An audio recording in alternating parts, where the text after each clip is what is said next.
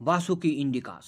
হ্যাঁ বন্ধুরা, গুজরাতে বাসুকি ইন্ডিকাসের জীবাশ্ম পাওয়া গেছে। এই বাসুকি নাগ কে ছিলেন?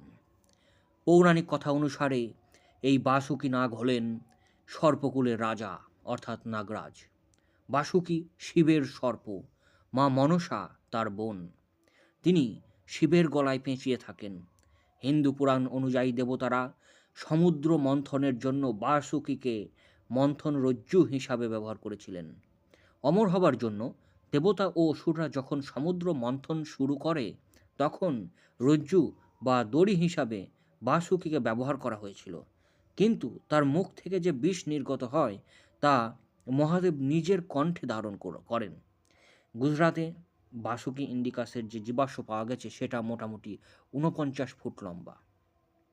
এখন এই কি সেই বাসুকি নাগ, না অন্য কিছু, সেটা বিজ্ঞানীরা বলতে পারবেন। ধন্যবাদ।